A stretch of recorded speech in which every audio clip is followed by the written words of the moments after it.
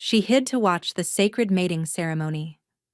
Until the Alpha King stopped everything when he found her. In a world ruled by strength, the Omega Alara was nothing.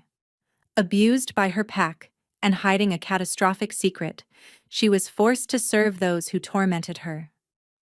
Her only goal was survival, but that shattered with the arrival of the Alpha King Kalen, a ruthless monarch searching for his fated mate. When Alara is dragged into the center of the sacred mating ceremony to be humiliated, the king's presence forces her secret to erupt in a display of legendary power that no one, least of all her, was prepared for. The king stops the entire ceremony, his golden eyes locked on her, and in that moment, Alara's life as a victim ended, and her journey as a queen began. The cold of the stone floor seeped through the thin fabric of Alara's tunic, a familiar ache that had settled deep in her bones years ago. It was her constant companion, more loyal than any member of the Red Moon Pack. She scrubbed at a stubborn stain, the harsh lye soap stinging the raw cracks in her knuckles. Her world was a small, miserable circle of gray stone, dirty water, and the lingering scent of old blood. She was an Omega, the lowest of the low. Worse, she was believed to be wolfless, a curse that marked her as less than nothing in their brutal society. It was a lie, of course, a desperate, life-sustaining lie. A shadow fell over her, smelling of cloying perfume and petty cruelty. Alara didn't need to look up to know who it was. Celine, the daughter of their pack's alpha, Borin. "Still scrubbing, little rat?" Celine's voice was a silken sneer. She nudged the bucket with the toe of her expensive leather boot, sloshing dirty water over the section Alara had just cleaned. "You missed a spot." Alara bit her tongue, tasting the coppery tang of blood. She kept her eyes down, her tangled brown hair falling like a curtain to hide her face. Showing defiance would only earn her a beating. Silence was her only shield. "Look at me when I'm talking to you," Selene commanded, her tone sharpening. Slowly, Alara lifted her head. Selene was everything she was not: tall, blonde, and radiating the arrogant confidence of the powerful. Her eyes, a cold chip of blue ice, scanned Alara with undisguised contempt. "My father says the Alpha King is coming," Selene said, a manic excitement dancing in her eyes. "King Kalen himself. He is searching for his mate during the great mating ceremony. And when he finds her, it will be me." The name hit Alara like a physical blow. King Kalen, the Alpha of Alphas, a being of mythic power, a warrior king who had carved an empire from the chaos of the warring packs. He was a ruthless, cold-hearted ruler, and the thought of him coming here sent a shard of pure terror through her. "All unmated females are to present themselves. Even you, wolfless filth," Selene added, her lip curling. "Imagine the king's disgust when he sees you in the lineup. It will be hilarious." She kicked the bucket over completely, sending a tidal wave of foul water across the floor. Alara flinched back, but not before the icy liquid soaked the hem of her tunic. Selene laughed, a high, cruel sound that echoed in the cavernous hall. Then she was gone, leaving Alara shivering in the spreading puddle. Alara closed her eyes, fighting the hot tears that threatened to fall. Crying was a weakness she could not afford. Instead, she focused on the secret she held chained deep inside her, a hurricane locked in a glass jar. Her wolf was not just present, it was ancient, apocalyptic. A being of pure white fur and silver eyes, a creature of legend that hadn't been seen in a millennium. The lunar wolf. Her parents had died protecting that secret, binding her wolf and her scent with their last breath, leaving her with a pouch of crushed herbs she wore around her neck to complete the illusion. They had known that to be revealed was to be hunted. This power was not a gift. It was a death sentence. And now, the Alpha King was coming. An event she could not avoid, a gathering where every wolf would be scrutinized by the most powerful alpha alive. The fragile walls she had built around her secret were about to be tested by a seismic force. For the first time in her life, Ilara felt the cold touch of true despair. Survival was no longer a matter of endurance. It was a matter of time. The next few days passed in a blur of frantic preparations and heightened cruelty. The pack was electric with a mixture of fear and anticipation for the king's arrival. For Ilara, this meant more work, more abuse. She was tasked with cleaning the royal suites, a place she was normally forbidden from even approaching. Alpha Boran oversaw her work personally. He was a brute of a man, with a thick neck and small, mean eyes. He shoved her against a wall as she carried a heavy load of fresh linens. "Don't you dare bring your omega stench in here," he growled, his breath hot and sour. "You will make this place fit for a king, or I will break every bone in your body. Do you understand me?" "Yes, Alpha," she whispered, her voice trembling. He backhanded her across the face for the tremor in her voice. The blow sent her sprawling, the clean linen scattering across the dusty floor. Pain exploded in her cheek, sharp and blinding. "Useless," he spat, before stalking away. Ilara gathered the linens, her cheek throbbing. Her wolf, the great white beast she kept caged, stirred in a rare surge of fury. A low growl rumbled in her chest, a sound she quickly choked back down. Releasing it would mean death. She clutched the small leather pouch of herbs at her neck, its familiar, earthy scent a fragile anchor in her storm of fear and rage. The day of the king's arrival dawned gray and cold. The air itself seemed to hum with a strange energy, a pressure that made Ilara's teeth ache. She was herded with the other Omegas to the edge of the great field, where the pack would assemble to greet the monarch. She tried to make herself as small as possible, to blend into the shadows at the very back of the crowd. Then he arrived. He did not come with a grand procession. There was only a quiet thunder, the ground vibrating as if a storm was gathering directly overhead. King Kalen walked out of the forest, flanked by a single warrior who had to be his beta. The Alpha King was a physical manifestation of power. He was impossibly tall, well over 6.5 feet, with shoulders as broad as a doorway. He was dressed in simple black leather that did nothing to hide the lethal muscle beneath. His face was all harsh lines and brutal angles, as if carved from granite, and his hair was the color of midnight. But it was his eyes that held everyone captive. They were not a normal color. They were a molten liquid gold, blazing with an ancient predatory intelligence. When his gaze swept over the assembled pack, a collective shiver of terror and awe went through them. This was not just an alpha. This was a primordial force of nature. Alpha Boran fell to one knee, his head bowed. "Alpha King Kalen," he choked out, his voice thick with fear. "The Red Moon Pack welcomes you." Kalen did not acknowledge him. His golden eyes continued their slow, methodical scan of the crowd, of every single wolf present. He was searching. Ilara knew it instinctively. He was hunting. Her heart hammered against her ribs like a trapped bird. She pulled her thin cloak tighter, sinking lower, praying to a goddess she wasn't sure she believed in. "Don't see me. Please, don't see me." His gaze swept past her section of the crowd. For a breathtaking moment she thought she was safe. She risked a small, shallow breath of relief. It was a mistake.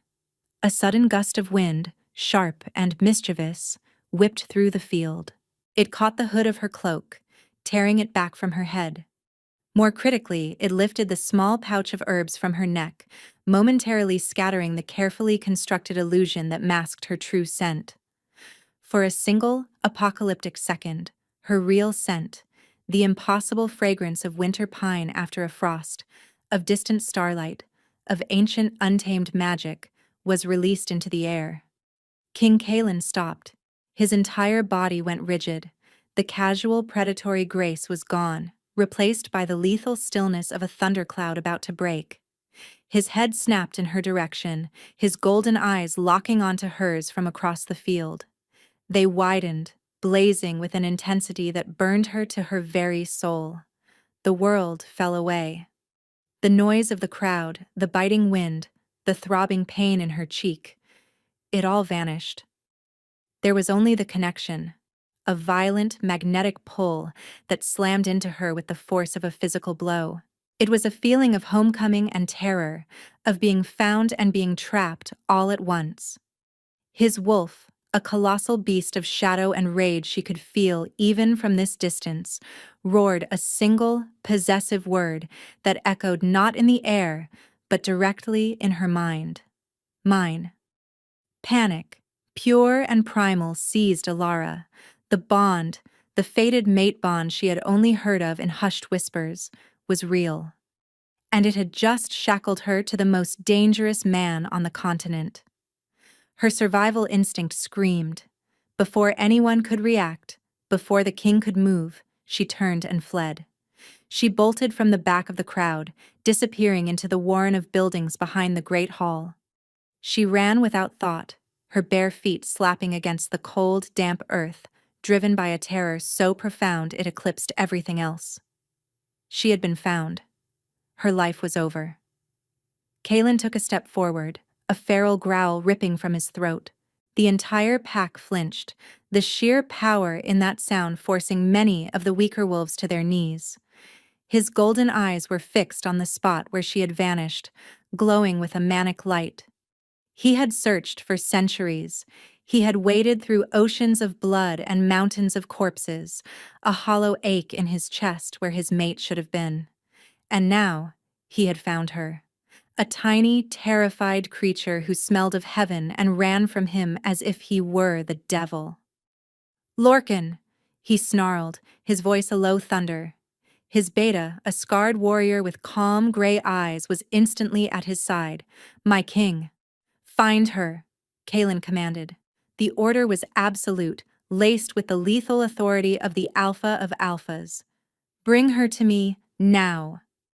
But Alpha Borin, ever the opportunist and desperate to curry favor, stepped forward. "Your Majesty, forgive the interruption. She is nothing. A wolfless Omega, a disgrace. She is not worthy of your notice." Kalen's gaze shifted to Borin. The temperature on the field dropped by 20 degrees. The molten gold of his eyes turned to frozen, lethal ice. "Did I speak to you?" Borin paled, sweat beading on his forehead. No, my king." "Then close your mouth before I tear it from your face," Kalen said, his voice deceptively soft. He turned his attention back to his beta. "Gently, Lorcan. She is afraid." Lorcan nodded once and disappeared, moving with a silent, supernatural speed. Kalen forced himself to remain, to endure the suffocating formalities, but his entire being, every cell, every fiber of his soul, was screaming to follow the scent that had imprinted itself on his very essence. He would have her. He would burn the world to the ground to possess her. Alara hid in the filth and shadows of the kitchens, her body trembling uncontrollably. She had wedged herself behind a stack of old firewood, making herself as small as possible. The bond was a living thing inside her, a humming wire connecting her to him, pulsing with his ferocious need and a possessiveness that terrified her. He was looking for her. She could feel his power sweeping through the pack grounds like a searchlight. Her mind raced. How had he found her? The herbs had never failed. It must have been the wind, a cruel twist of fate that had just signed her death warrant. Or worse. She heard footsteps approaching, heavy and deliberate. Her heart leaped into her throat. But it was not the king. It was Celine, and behind her, two of her father's largest enforcers. Celine's face was a mask of incandescent fury. Her eyes were narrowed slits of jealous rage. "There you are, you little gutter rat," she hissed. "What do you want?" Alara whispered, her voice shaking. "What do I want?" Selene laughed, a chilling, unhinged sound. "You tried to ensnare the king. A wolfless creature like you. Did you think he would actually want you? You, who are nothing but dirt beneath my feet? Alara shook her head frantically. No, I swear. It was a mistake. Oh, it was a mistake, all right.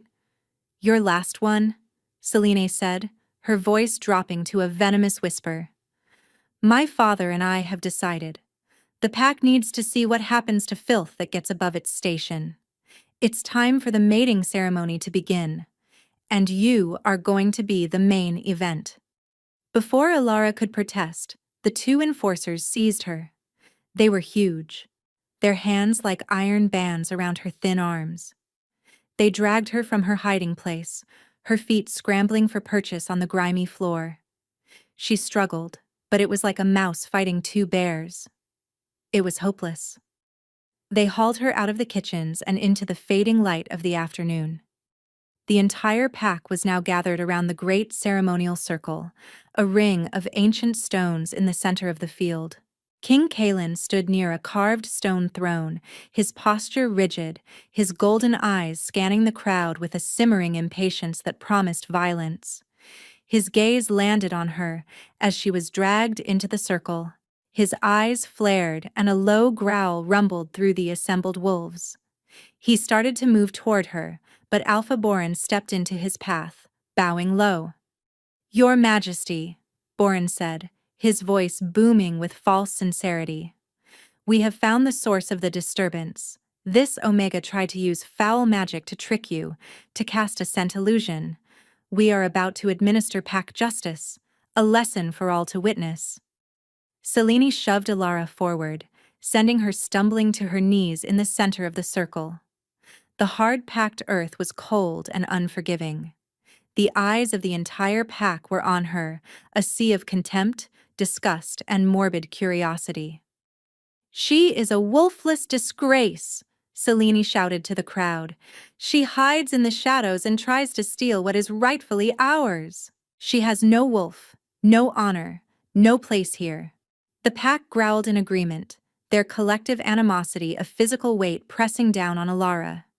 She looked up, her terrified eyes finding the king's. His face was a thunderous mask of rage, his hands clenched into fists at his sides. He was being held in place by their ancient laws, by the protocol that gave a local alpha dominion over their own pack's justice, at least for a time. But his patience was wearing thin. The air around him was beginning to crackle with raw, untamed power. Prove it, Selene sneered, leaning down close to Alara's ear. Show them the pathetic, wolfless creature you are. Try to shift.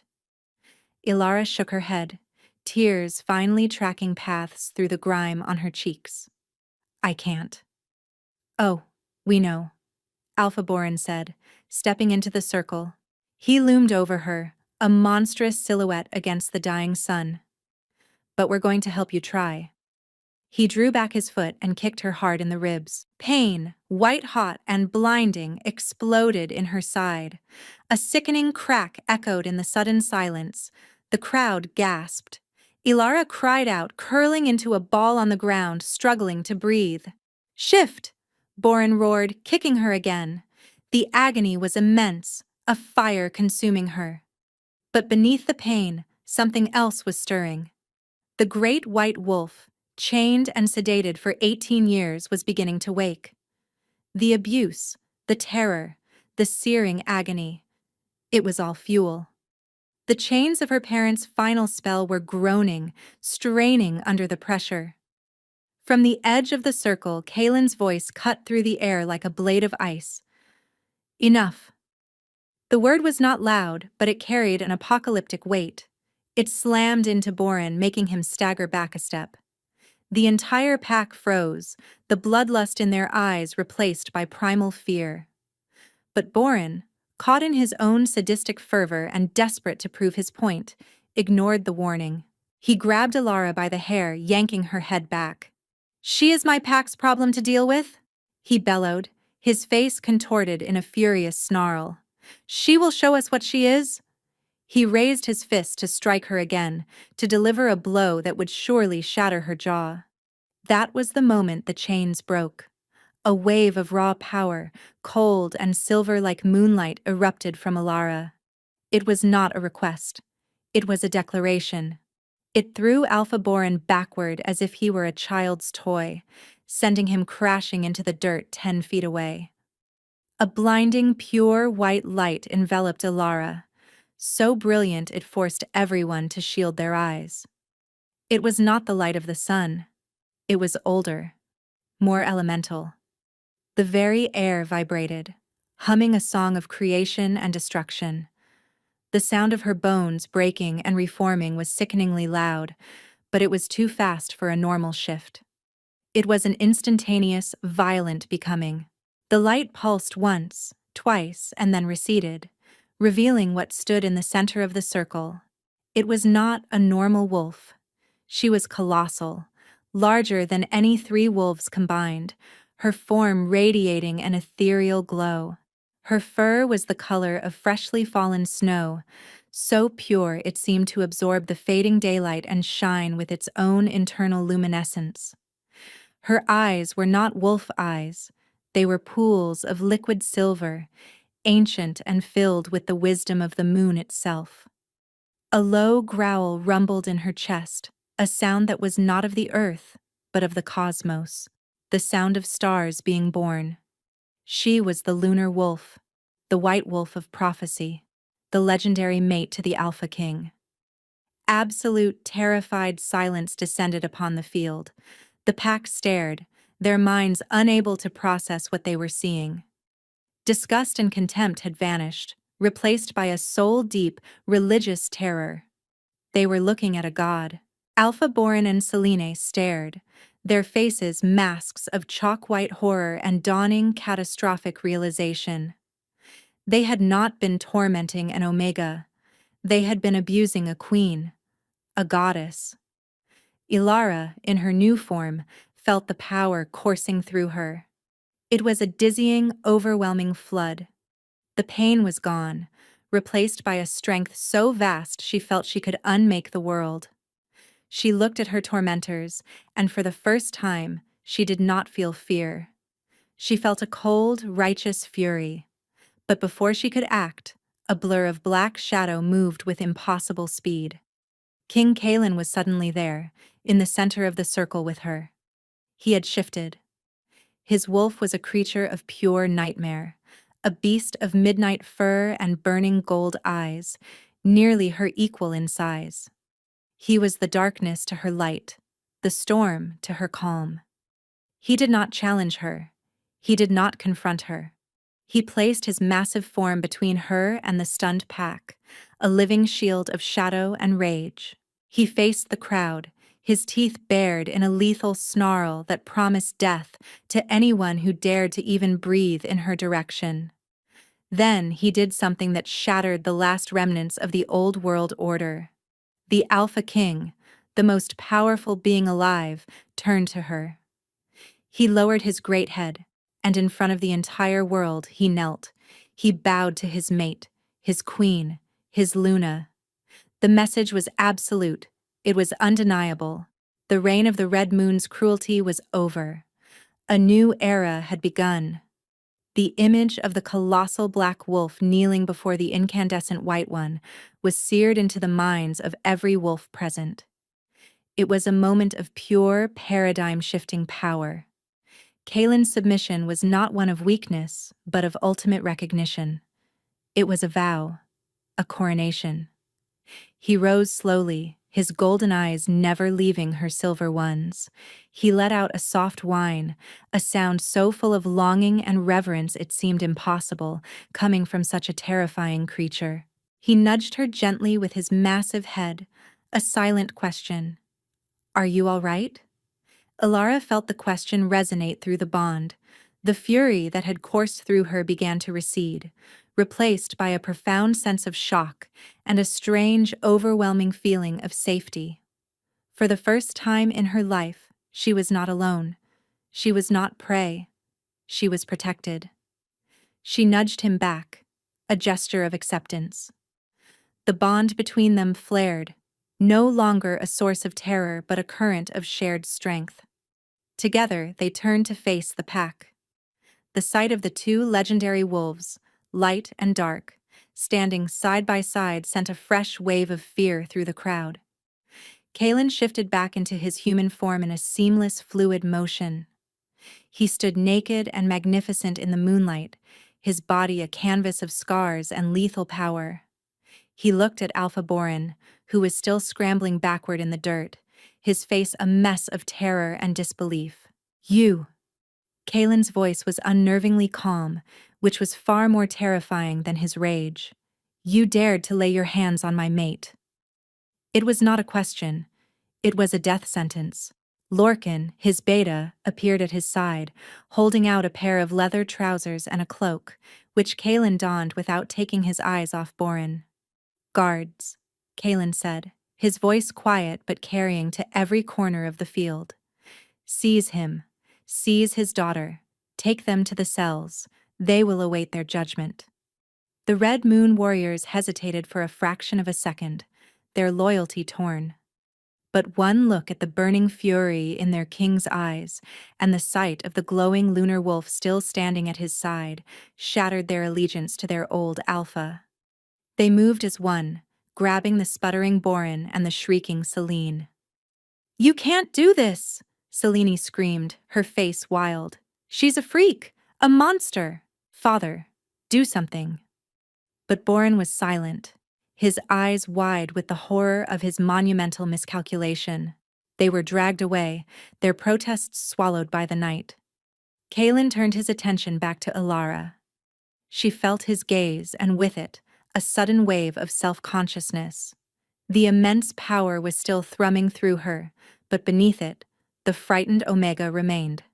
She did not know how to shift back. She did not know how to control this new, terrifying body. Sensing her distress, Kalen approached her slowly, his hands held out in a placating gesture. It's all right, he murmured, his voice now a low, soothing rumble that vibrated through the bond. Don't be afraid. I am with you. Just focus on me. Think of your human form. She looked into his golden eyes, and in their depths, she saw not just possessiveness, but a profound adoration that stole her breath. She focused on that feeling, on the anchor of his presence. The world dissolved into a swirl of white light again, and when it cleared, she was herself, kneeling in the dirt, wrapped in his heavy black cloak which he had draped over her shoulders. She was trembling, exhausted, and overwhelmed. Kalen knelt in front of her, his movements gentle, as if he were handling the most precious, fragile thing in the universe. He gently cupped her face, his thumb stroking her cheek where Borin's blow had landed. A faint green light emanated from his hand, and the pain, the swelling, the bruise, it all vanished as if it had never been. A king's healing touch. What is your name? He asked, his voice softer than she could have imagined. Ilara, she whispered. Ilara, he repeated, the name a vow on his lips. My Ilara, my queen. He leaned in, pressing his forehead against hers. I have waited for you for 500 years. I will never let anyone harm you again. I swear it on my life. He lifted her into his arms as if she weighed nothing. The pack watched in stunned silence as their king carried the former Omega, now revealed as their true Luna, away from the ceremonial circle and toward the grand lodge he had claimed as his own. The royal suite was a world away from the cold stone floors she had always known. A fire roared in a massive hearth, casting a warm, golden glow over plush rugs and rich tapestries. Kalen set her down gently on a soft, fur-covered settee before the fire. He had already sent for food, water, and clean clothes, which were laid out for her. Ilara clutched the heavy cloak around her, feeling small and out of place. The man, the king, before her was a living legend, and she didn't even know what she was anymore. He seemed to sense her turmoil. He kept a respectful distance, his immense presence filling the room but not crowding her. I know you have questions, he said, his golden eyes soft. Ask them. The white wolf, she began, her voice barely a whisper. What am I? You are the fulfillment of a prophecy, Kalen explained, his voice resonating with ancient lore. The first lunar wolf was the mate of the first Alpha King. She was a being of immense power, a balancer, the light to his dark. She was the heart of our people. The prophecy foretold that when our kind strayed too far into darkness, when cruelty and greed ruled the packs, she would be reborn to unite us. He gestured around them. The world has become a dark place, Alara. Alphas like Borin are not uncommon. They rule through fear, not strength. They prey on the weak. The great mating ceremony was my last desperate attempt to find you, to restore the balance before our world consumed itself. It was too much to take in. A prophecy. A legendary wolf. Her? The girl who scrubbed floors and lived on scraps? My parents. Did they know? Kalen's expression softened with sympathy. They must have. The power of a lunar wolf is detectable at birth to those of its bloodline. They hid you. They bound your wolf in your scent, a feat of incredible magic, to protect you. If your power had been discovered, every ambitious alpha, every usurper would have hunted you. They would have tried to either kill you or chain you, to possess your power for themselves. Understanding dawned, and with it, a fresh wave of grief for the parents she barely remembered. Their sacrifice had been for her. They had given her a life of hardship to save her from a fate far worse. You need to rest, Kalen said, his voice firm but gentle. Tomorrow, we will hold the tribunal. Justice will be served. And then, we will begin our life together. The word together sent a strange flutter through her. She looked at him. Truly looked at him. The feared Alpha King, the ruthless warrior. And she saw the loneliness in his eyes, the centuries of waiting. He was her mate, the other half of her soul. The fear was still there, but it was now mingled with a burgeoning sense of connection, a pull toward this powerful, dangerous man who looked at her as if she were the sunrise. The next day, the great hall was packed. Every member of the Red Moon Pack was present, their faces a mixture of fear, awe, and uncertainty. 2 thrones had been placed on the raised dais where the Alpha's seat usually stood alone. Kalen led Alara to one, his hand a warm, steady presence on her lower back. She was dressed in a simple but elegant gown of deep blue that had been provided for her hair cleaned and brushed. She felt like an imposter in a queen's skin. Kalen took his seat beside her. His presence was an unshakable mountain. He was in command. Bring them in, he ordered. Alpha Borin and Selene were dragged forward and thrown to the floor before the thrones. They were stripped of their finery, dressed in rags not unlike the ones Alara had worn her entire life. Their faces were pale, their arrogance shattered, replaced by a desperate animal fear. Borin of the Red Moon! Kalen's voice boomed, devoid of any warmth. You stand accused of the abuse and torture of your Luna Queen. You stand accused of dereliction of your duties as Alpha, of fostering a culture of cruelty and weakness. How do you plead? Borin trembled, unable to meet the king's gaze. I did not know, he stammered. Mercy, my king. I did not know who she was. Ignorance is not a defense, Kalen snarled. You abused an Omega. You tortured a member of your pack for sport. It does not matter who she was. It matters what you are. A tyrant. A bully. A disgrace to the title of Alpha. He then turned his chilling gaze to Selene. And you are accused of the same. What say you? Selene, unlike her father, still had a spark of venom left. She glared up at Alara, her eyes burning with pure hatred. She is nothing. A trick. She bewitched you. I am the rightful mate for an Alpha, not this wolfless rat in a wolf's skin. A collective gasp went through the hall. To insult the king's mate, the lunar wolf, was blasphemy. Kalen did not even look at her. His eyes were on Alara. The judgment is not mine to give, he said, his voice softening as he spoke to her. They are your tormentors. The laws of the first moon state that justice in this matter belongs to you, my queen. Every eye in the hall turned to Alara. She felt a tremor of her old fear. She was just an Omega. How could she pass judgment? But then she felt the power of the lunar wolf stirring within her, a well of cold, clear certainty.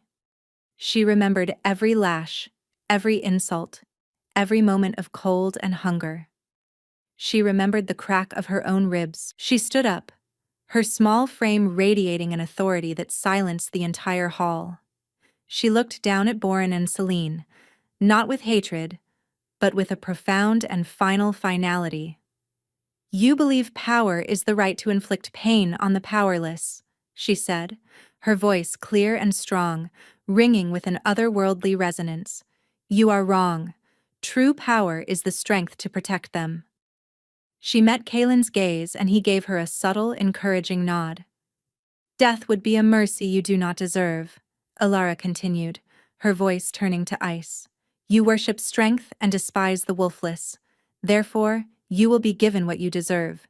You will be stripped of your wolves. You will become what you have always hated. You will be exiled from these lands and forced to live as mortals do, with no pack, no power, and no honor.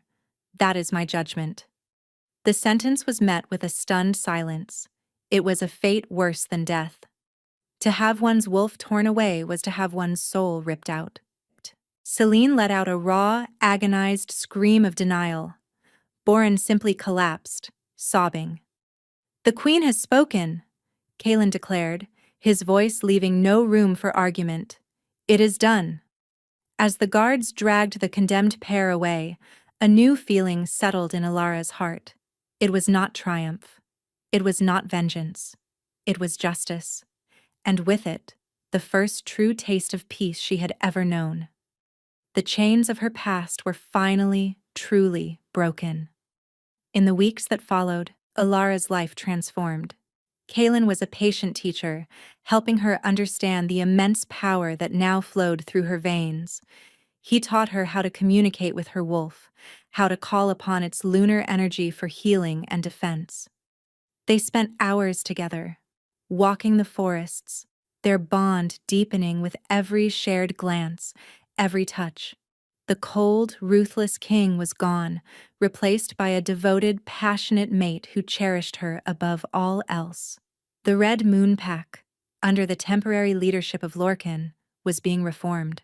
The old hierarchies of cruelty were dismantled. A new sense of hope began to permeate the pack. They looked at Alara not with fear, but with a growing reverence. She was their Luna, their queen of light. But not everyone was pleased with this new world order. Deep within the king's own court, a cancer of jealousy and ambition festered. Kalen's cousin, Lord Valerius, had long coveted the throne. He had believed Kalen's inability to find a mate was a weakness he could one day exploit. Alara's arrival, the fulfillment of the prophecy, had ruined all his plans. The power she brought to Kalen made him unassailable, unless she was removed. One night, as Alara was in her chambers reading an ancient tome about the lunar wolves, the air suddenly grew cold.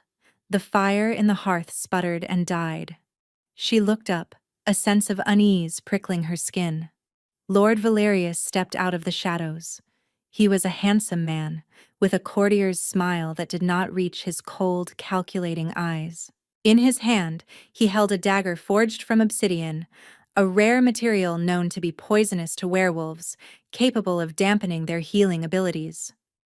My queen, he said with a mock bow, forgive the intrusion. I simply had to see the legend for myself. Alara stood slowly, her heart beginning to pound.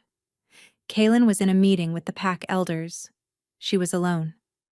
What do you want, Valerius? A shame it has to end so soon, he said, ignoring her question as he advanced on her. You've brought him such happiness. It's sickening.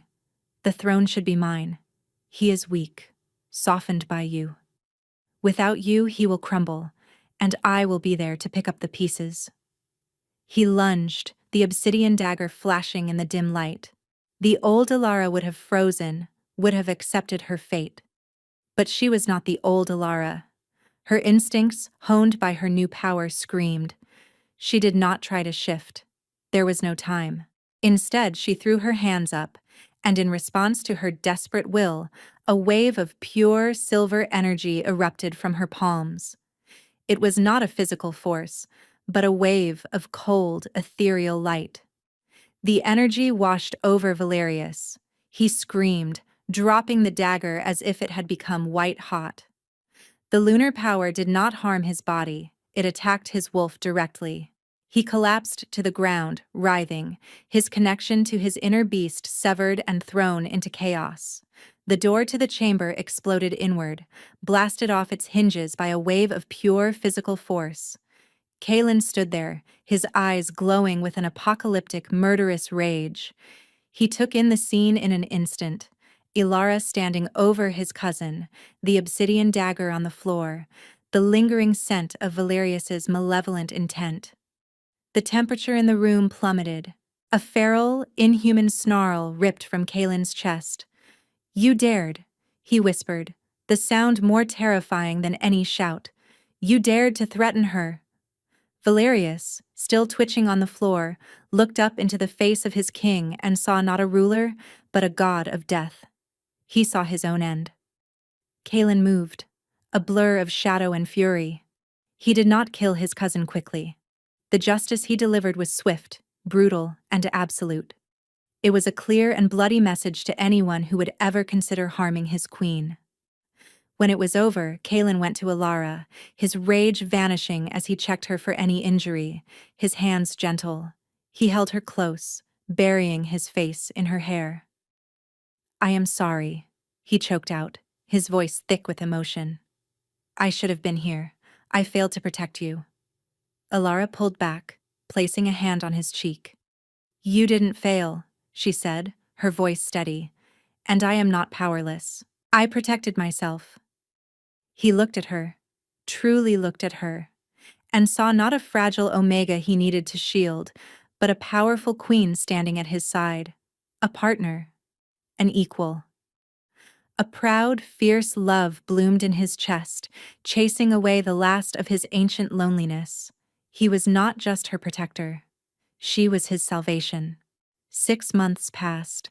The world settled into a new rhythm, a new age of hope. Ilara stood on the grand balcony of the royal citadel, overlooking the capital city. She was no longer the frightened girl from the Red Moon Pack.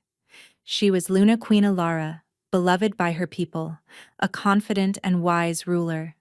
She had embraced her power, using it to heal the broken lands and unite the fractured packs under a banner of peace and strength. The evening air was cool and crisp. She felt strong arms wrap around her from behind, a familiar chin resting on her shoulder. The scent of ozone and raw power, a scent that had once terrified her, now felt like home. "What is my beautiful queen thinking about?" Kalen's voice rumbled against her ear. She smiled, leaning back into his embrace. "I was thinking about a girl who used to scrub floors," she said softly, "and how terrified she was." "That girl had the heart of a queen, even then," he murmured, pressing a kiss to her temple. "She survived the darkness. She was just waiting for the light." He turned her in his arms, his golden eyes filled with a love so profound it was a physical presence. The cold, haunted king was gone forever, healed by the love of his fated mate. In his place was a man who would move mountains for her, who looked at her as if she were the only star in his sky. "I love you, Ilara," he said, his voice thick with an emotion he had thought he would never feel. "You are my anchor, my hope, my everything." "And I love you, Kalen," she replied, her heart full. "My king." He lowered his head and kissed her, a tender, passionate kiss that sealed their bond, their future, and the fate of their new world. Below them, the city lights twinkled like a mirror of the starry sky above. A diamond, once buried in the mud, still shines with an unbreakable light. And love, they had both learned, was the only magic powerful enough to remake the world. And so, the story of the lost Omega and the waiting king came to its triumphant conclusion. It's a powerful reminder that our beginnings do not define our destiny, and that true strength is not found in dominance, but in the courage to protect and the capacity to love. The journey from victim to victor is paved with resilience, and Alara's tale proves that even from the deepest darkness, a queen can rise. Thank you for joining us for this incredible story. If you were captivated by Alara's rise to power and Kaylin's devotion, make sure to destroy that like button and subscribe to the channel for more epic werewolf romances. It really helps the channel grow and ensures you never miss a new adventure. Don't forget to ring that notification bell. Let me know in the comments below. What was your favorite moment in Alara's journey? Was it her spectacular transformation, or the moment she delivered justice to her tormentors? We can't wait to hear from you.